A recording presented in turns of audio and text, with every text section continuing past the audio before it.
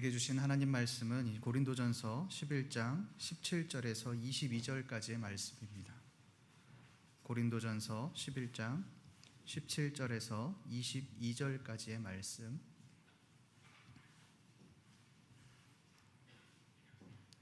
저와 여러분들이 한 절씩 교독하시겠습니다.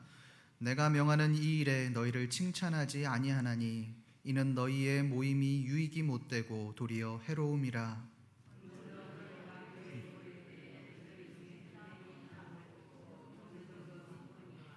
너희 중에 파당이 있어야 너희 중에 옳다 인정함을 받은 자들이 나타나게 되리라. 이는 먹을 때에 각각 자기의 만찬을 먼저 갖다 먹음으로 어떤 사람은 시장하고 어떤 사람은 취함이라. 너희가 먹고 마실 집이 없느냐? 너희가 하나님의 교회를 업신여기고 빈궁한 자들을 부끄럽게 하느냐? 내가 너희에게 무슨 말을 하랴? 너희를 칭찬하랴. 이것으로 칭찬하지 않노라. 아멘. 우리는 신앙생활을 하면서 적게는 수십 번, 많게는 수백 번 이상 아마도 이 성만찬을 경험했습니다. 아마도 여기 계신 분들 중에 이 성만찬을 경험하지 않으신 분들은 아무도 없을 겁니다. 그만큼 우리는 이 성만찬과 그 의미에 대해서도 아주 잘 알고 있습니다. 여러분, 누군가 우리에게 성만찬이 무슨 의미이냐고 묻는다면 어떻게 대답하시겠습니까? 아마도 즉각적으로 대답이 나올 겁니다. 이 성만찬, 성찬이라고 하는 것은 예수님의 살을 상징하는 그 빵과 예수님의 피를 상징하는 몸과 피를 상징하는 포도주를 마심으로 예수님의 십자가 고난과 죽음을 우리의 믿음으로 받아들이는 것입니다. 이렇게 즉각적으로 대답할 겁니다. 여러분, 그렇습니다. 이 성만찬의 의미는 우리가 예수님의 십자가를 묵상하고 그것을 믿음으로 받아들이는 예식입니다. 예수님의 이 죽음뿐만 아니라 부활하신 예수 그리스도, 또한 마지막에 다시 오실 그 예수 그리스도를 기념하는 의식이 바로 성만찬이라고 할 수 있습니다. 그런 의미에서 이 성만찬은 예배의 요소 중에 가장 중요한 요소라고 할 수 있습니다. 우리가 성만찬하면 아마도 대부분 제가 말한 부분들을 생각하실 겁니다. 성만찬을 할 때마다 우리는 예수님의 몸과 피를 먹고 마시며 이렇게 생각합니다. 예수님이 나를 위해서 십자가에 못 박혀 돌아가시고 다시 살아나셨다. 예수 그리스도의 십자가를 묵상하고 끝나는 것이 대부분입니다. 그렇다면 과연 성만찬의 의미가 예수님의 살과 피, 몸과 피를 마시는 것으로 끝난다고 말할 수 있을까요? 예수 그리스도의 십자가 사건을 믿는 것으로, 그것을 마음에 새기는 것으로 끝낼 수 있을까요? 만약 그것으로 끝난다면 이것은 진정한 성만찬이라고 할 수 없습니다. 그렇다면 여러분, 진짜 성만찬의 의미가 무엇이겠습니까? 그것을 알기 위해 오늘 말씀을 좀 깊이 들여다보겠습니다. 우리 오늘 말씀 28절 말씀을 함께 읽어보겠습니다. 시작. 사람이 자기를 살피고 그 후에야 이 떡을 먹고 이 잔을 마실지니.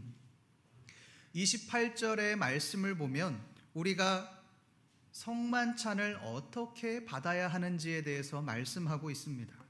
말씀은 우리가 성만찬을 어떻게 받아야 한다고 말을 합니까? 예수 그리스도를 묵상해라, 예수 그리스도의 부활을 믿어라, 이렇게 말하지 않습니다. 사람이 자기를 살피고 그 후에야 그 떡과 잔을 마시라, 이렇게 말을 합니다. 이 말은 우리가 성만찬, 성찬을 받기 전에 우리가 먼저 우리 자신을 되돌아보아야 한다는 말입니다. 이것을 우리가 어떻게 이해합니까? 이 성찬을 받기 전에 하나님 앞에서 우리의 죄를 돌아보고 또 죄가 있으면 회개하는 그러한 형식으로 우리가 이해를 합니다. 그래서 우리가 성찬을 받기 전에 가장 먼저 하는 것이 무엇입니까? 회개입니다. 예수 그리스도의 십자가, 그 고난을 묵상하며 내 자신의 죄악을 올려놓고 하나님 앞에 회개하는 겁니다. 언젠가 청년 한 명이 이 성찬식을 하는데 갑자기 그 성찬이 끝나자마자 그 순간부터 흐느끼며 울기 시작한 겁니다. 그런데 이 눈물이 멈추질 않아서 예배 끝날 때까지 계속 울었습니다. 나중에 제가 그 청년에게 물었습니다. 무엇 때문에 울었는지, 어떤 마음이 들었는지 혹시 이야기해 줄 수 있습니까? 그때 그 청년의 대답은 이랬습니다. 성찬을 하려고 보니 내 죄악이 너무 크고 하나님 앞에 죄송해서 눈물이 났다는 겁니다. 그 눈물이 끊이지 않고 계속 났다는 겁니다. 예수님은 나를 위해서 십자가에 못 박혀 돌아가셨는데 나는 지은 죄가 너무 많아서 하나님 앞에 회개하다 보니 그 눈물이 멈추질 않더라는 것입니다. 여러분, 이 청년이 회개했던 근거가 무엇이겠습니까?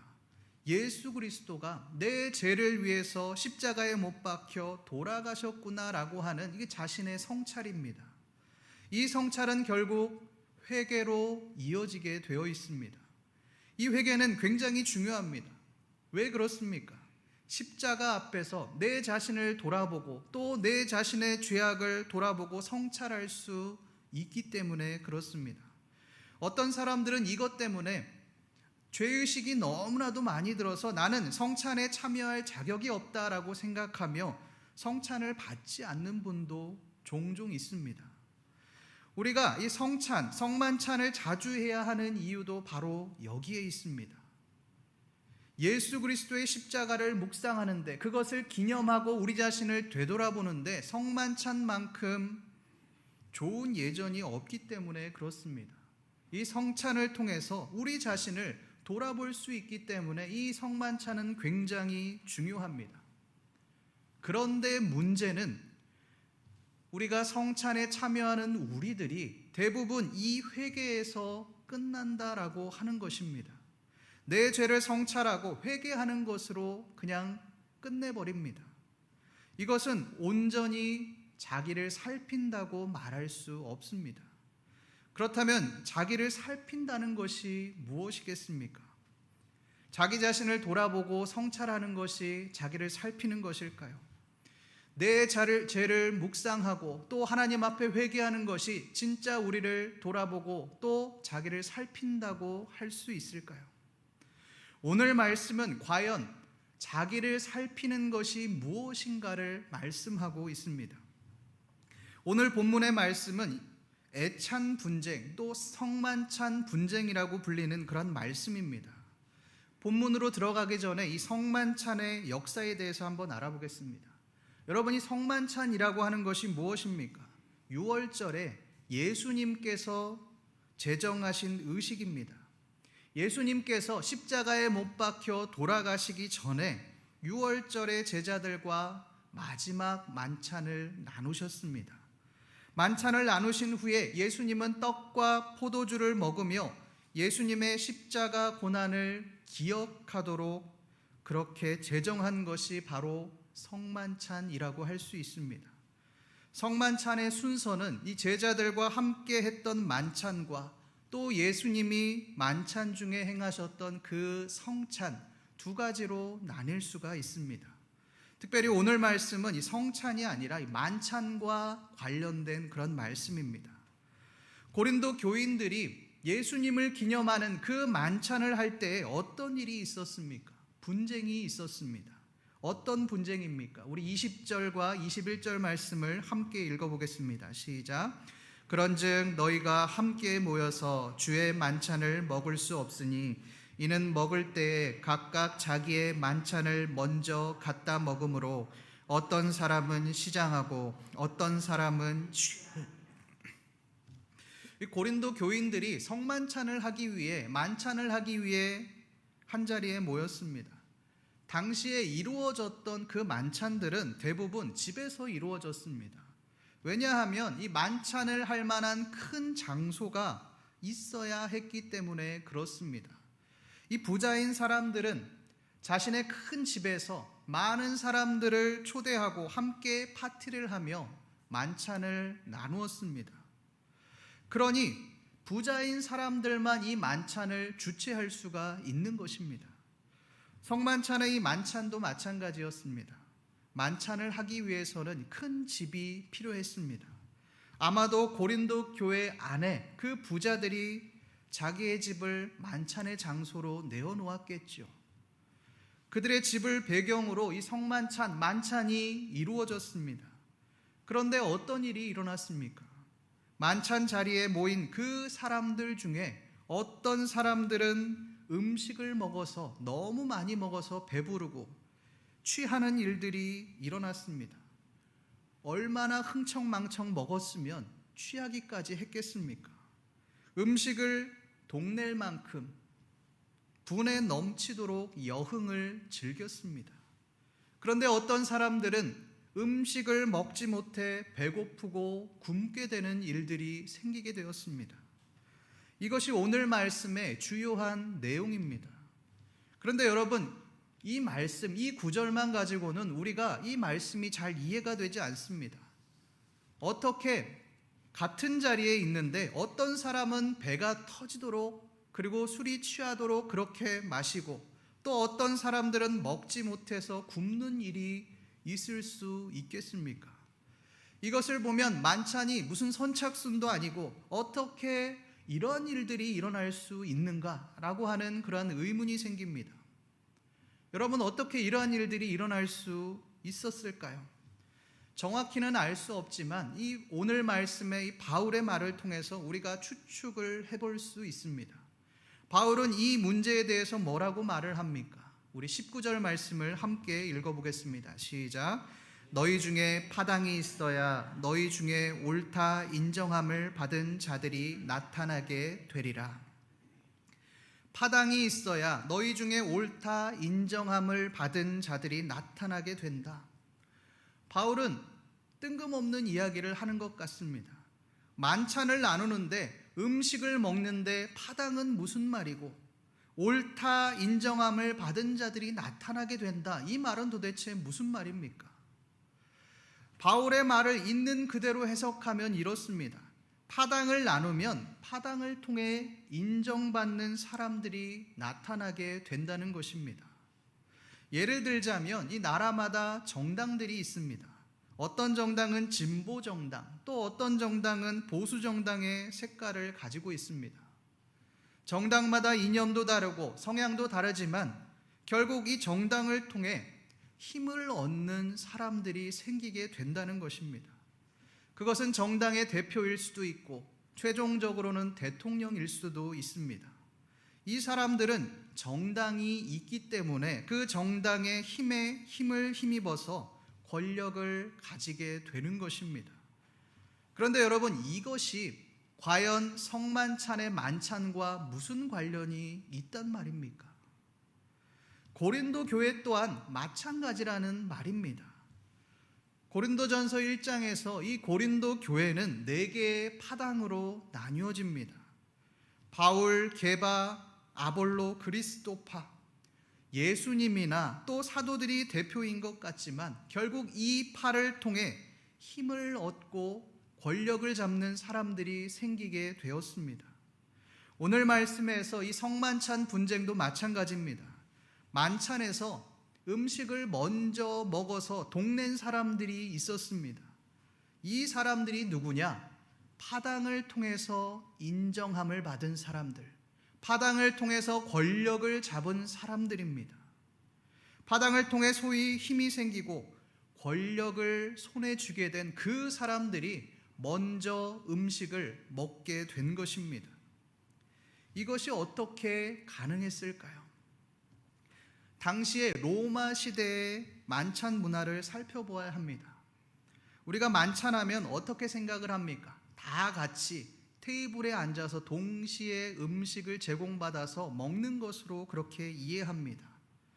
15세기의 유명한 화가인 레오나르도 다빈치의 최후의 만찬을 한번 떠올려 보십시오. 예수님을 중심으로 양옆에 제자들이 있습니다. 그렇게 나란히 앉아 있으면서 대화를 나누며 최후의 만찬을 나눕니다. 이 그림에 따르면 예수님과 제자들은 동일한 음식을 먹고 대화를 나누었을 것입니다. 굶는 사람이 한 사람도 없었을 겁니다. 우리가 생각하는 이 성만찬의 이미지는 바로 이런 이미지입니다. 그러나 로마 시대의 만찬은 이렇게 하지 않았습니다. 앉아서 먹은 것이 아니라 소파 같은 곳에 비스듬히 누워서 음식을 먹었습니다. 만찬장에는 의자가 아니라 누울 수 있는 소파들이 설치가 되었습니다. 그리고 그 소파의 한가운데에는 테이블이 있었습니다. 이 테이블을 중심으로 이 만찬에 참여한 사람들은 비스듬히 누워서 그렇게 음식을 먹고 여흥을 즐겼습니다. 그렇다면 그 만찬의 자리는 어떻게 배정이 되었느냐? 주인이 누워있던 그 소파를 중심으로 가장 가까운 자리는 소위 권력자들이 누울 수가 있었습니다. 가장 유력하거나 힘이 있는 사람이 누울 수 있었습니다. 나머지는 유력한 순서대로 그 자리가 배치가 되었습니다. 주인 옆자리에 있던 사람들에게는 최고급의 음식이 제공이 되었고 음식이 떨어지지 않도록 노예들이 그 음식을 계속 날랐습니다. 그러나 유력하지 않은 사람들, 힘이 없는 사람들, 소위 권력을 잡지 못한 별 볼 일 없는 사람들에게는 그저 별로인 음식들, 아무 가치 없는 그런 음식들이 제공이 되었습니다. 주인은 이들에게 관심을 가지지 않았습니다. 주인의 관심은 오직 권력자들에게 쏠려 있었습니다. 이러한 관점으로 우리가 고린도 교회의 성만찬을 한번 생각해 보십시오. 누가복음 22장 14절을 함께 읽어보겠습니다. 시작. 때가 이름에 예수께서 사도들과 함께 앉으사. 예수께서 사도들과 함께 앉으사. 이 앉으사라는 뜻의 헬라어 아네페센이라는 말은 눕다, 비스듬히 기대다라는 뜻입니다. 그렇다면 예수님과 제자들은 우리가 생각한 대로 테이블에 앉아서 그렇게 만찬을 즐겼던 것이 아니라 로마 시대의 방식으로 만찬을 나누었을 것입니다. 고린도 교인들 또한 이와 동일한 방식으로 만찬을 나누었을 겁니다. 로마의 만찬과 같이 힘이 있는 사람들, 파당을 통해 권력을 가진 그 유력한 사람들이 오니 주인은 먼저 만찬을 내어주었습니다. 최고급의 음식들을 내어주었습니다. 주인은 그들을 극진히 챙기고 대접했을 것입니다. 그러나 그 외에 다른 사람들은 안중에도 없었습니다. 그렇다면 권력을 가지지 못한 그 소위 극빈층들은 어떻게 대우했겠습니까? 끝자리에 서서 권력자들이 먹는 그 음식을 바라볼 수밖에 없었을 겁니다. 왜 그렇습니까? 그들은 겸상할 자격이 없는 사람들이기 때문에 그렇습니다. 그러다 보니 끝자리로 밀리고 밀려서 음식을 먹을 수가 없는 것입니다. 그들은 이 권력자들이 빨리 식사를 끝내고 이제 남은 음식만을 기다리고 있었습니다. 그런데 이 권세자들은 나머지 사람들을 배려하지 않고 모든 음식들을 다 먹어버렸습니다. 심지어 포도주를 너무 많이 마셔서 취해버리기까지 했습니다.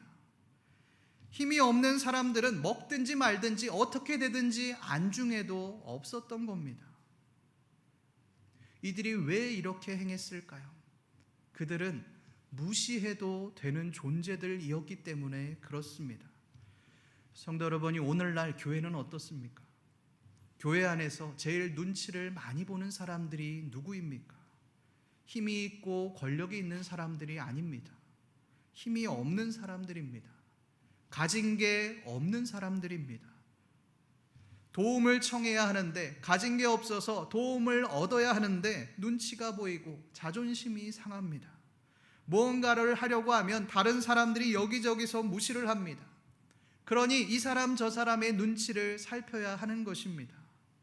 반대로 세상에서 높은 지위를 가진 사람들은 동일하게 교회 안에서도 그 힘이 유지가 되어집니다. 세상에서 잘 나가고 돈이 많은 사람들은 교회 안에서도 인정을 받는 그 경우들을 우리가 보게 됩니다. 우리가 노예나 총회에서 보면 높은 자리에 올라가는 사람들은 소위 여유가 있고 사회적으로 높은 지위에 있는 사람들이 많이 있습니다. 그러나 세상에서 무시를 당하는 사람들은 동일하게 교회 안에서도 사람들의 눈치를 살펴야 하고 무시를 당하는 그런 경우들을 우리가 보게 됩니다. 야고보서 2장의 말씀이 생각납니다. 회당에 금가락지를 끼고 아름다운 옷을 입은 그 사람이 들어왔을 때 사람들이 어떻게 합니까? 상석을 내어줍니다. 최고의 예우를 해줍니다. 그야말로 극빈 대접을 해주었습니다. 그런데 남루한 옷을 입고 가난했던 그 사람이 왔을 때는 어떻게 합니까? 너는 거기에 서 있든지 말든지 내 발등상 아래에 앉으라, 이렇게 말을 합니다. 이 말은 너는 앉아있을 가치도 없다는 말입니다. 너는 앉아서 예배 드릴 자격이 없다, 이 말을 하고 있는 것입니다. 의자도 아니고 의자 앞에 발을 밟기 위해 만들어 놓은 그 발등상에나 앉으라는 것입니다. 여러분, 왜 이렇게 대할까요? 우리가 세상의 기준을 가지고 동일하게 교회 안에서도 사람들을 대하기 때문에 그렇습니다. 세상의 기준은 어떻습니까? 내가 소위 얻을 것이 있어야만 대접합니다. 내가 저 사람에게 잘하면 그 사람을 통해서 무언가 이익을 얻고자 하는 것입니다. 나에게 도움이 되기 때문에 잘하는 것입니다. 그러나 별 볼 일 없는 사람들, 내가 잘해도 돌아올 것이 없는 사람들은 무시하는 겁니다. 여러분, 우리는 어떻습니까? 우리 또한 이 야고보서 2장의 그 사람들처럼 남루한 사람들, 가난한 사람들, 소외되고 연약한 사람들을 무시하고 계시지는 않으십니까? 연약한 사람들을 섬기기보다는 그 사람들을 통해서 내 영향력과 능력을 과시하고 있지는 않으십니까? 바울은 그런 우리를 향하여 이렇게 말씀합니다. 우리 22절 말씀을 함께 읽어보겠습니다. 시작. 너희가 먹고 마실 집이 없느냐? 너희가 하나님의 교회를 업신여기고 빈궁한 자들을 부끄럽게 하느냐? 내가 너희에게 무슨 말을 하랴? 너희를 칭찬하랴? 이것으로 칭찬하지 않노라. 너희가 하나님의 교회를 업신여기고 빈궁한 자들을 부끄럽게 하느냐? 바울은 연약한 사람들을 배려하지 않고 자기가 다 먹어버린 것에 대해 그 사람들에 대해서 하나님의 교회를 업신여겼다라고 그렇게 말을 합니다. 여러분, 그들이 무시한 것은 하나님이 아닙니다. 자기보다 지위가 낮은 그런 연약한 별 볼 일 없는 사람들입니다. 고대 사회에서 이 자기보다 지위가 낮은 사람들을 무시하는 것은 지극히 당연한 일이었습니다. 그런데 왜 바울은 이것을 사람이 아니라 하나님의 교회를 업신여긴다고 그렇게 말을 하고 있을까요? 우리 마태복음 25장 40절 말씀을 함께 읽어보겠습니다. 시작. 임금이 대답하여 이르시되 내가 진실로 너희에게 이르노니 너희가 여기 내 형제 중에 지극히 작은 자 하나에게 한 것이 곧 내게 한 것이니라 하시고, 지극히 작은 자 하나에게 하지 아니한 것이 곧 내게 하지 아니한 것이라. 예수님은 지극히 작은 자 한 사람을 하나님과 동일시합니다. 연약한 자들을 섬기지 않은 것이, 도움이 필요한 사람들의 손길을 외면한 것이 하나님을 외면한 것이다라고 그렇게 말을 합니다. 하나님의 교회를 업신여긴다라고 말하는 이 바울의 말도 마찬가지입니다. 연약한 자를 무시하는 것이 하나님의 교회를 무시한다라고 하는 것입니다. 빈궁한 자들, 힘이 없는 자들을 무시하는 것이 하나님의 교회를 무시한다라는 것입니다.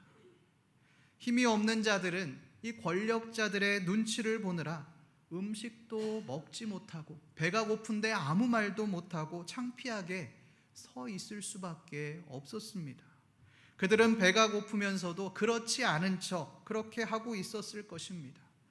모두 함께 은혜를 누려야 할 만찬이 비참한 만찬이 되어졌습니다. 이것에 대해 바울은 이렇게까지 말을 합니다. 우리 17절 말씀을 함께 읽어보겠습니다. 시작. 내가 명하는 이 일에 너희를 칭찬하지 아니하나니 이는 너희의 모임이 유익이 못되고 도리어 해로움이라. 예수 그리스도의 몸과 피를 기념하며 예수님을 기억해야 할, 그 은혜를 누려야 할 주의 만찬이 계급을 차별하는, 계급을 나누는 그 차별의 현장이 되어졌습니다. 빈궁한 자들에게는, 가난한 자들에게는 비참한 현장이 되어졌습니다. 17절에서 바울은 이것을 향해 너희의 모임은 해로운 모임이다라고까지 그렇게 말을 합니다. 22절에 보면 너희를 칭찬하지 않는다라고 말을 합니다. 오늘 말씀 처음과 끝 모두 바울은 고린도 교인들을 향하여 부정적인 말을 하고 있습니다. 이것을 보면 바울이 얼마나 분노했는지를 우리가 알 수 있습니다. 여러분, 바울이 왜 이렇게까지 분노를 했을까요? 고린도 교인들이 교회의 본질을 잃어버렸기 때문에 그렇습니다. 성도 여러분, 교회라고 하는 것은 연약한 자를 돌보는 곳입니다. 예수님은 요한복음 8장에서 간음한 여인을 구하셨습니다.